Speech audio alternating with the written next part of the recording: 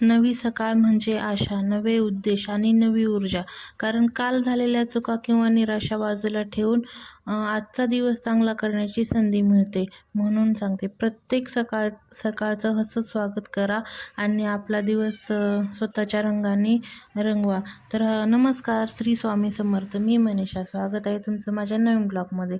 तर मस्त अशी सकाळी देवपूजा करून घेतलेली होती आणि सकाळी उशीर पण झाला होता, डब्बा बनवायचा होता प्रतीकचा. तर तो स्कूलला म्हणजे पहिले त्याची 8 वाजता स्कूल होती, पण आता 8:30 वाजता भरते. कारण की थंडी पण खूप वाढली आणि आणि काय कारण आहे काय माहिती नाही, पण शाळेचा पण टायमिंग सकाळी 8चा ते 8:30 केलेला आहे.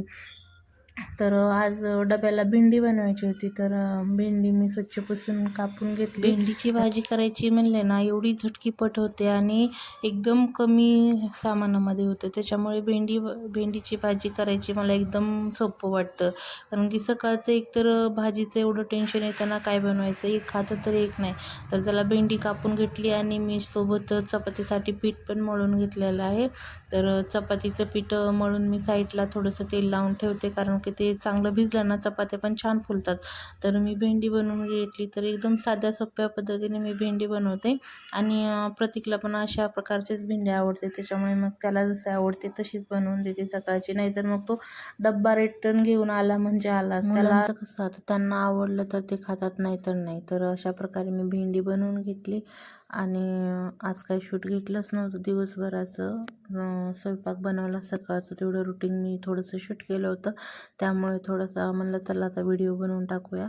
आणि चपात्याही बनवून घेतल्या. त्याला शाळेत जायचं होतं, तर एवढा उशीर म्हणजे तो आवरतच नाही पटकन, आणि आवरलं तर त्याला जेवायला पण काही खायला पण सकाळचं भेटत नाही.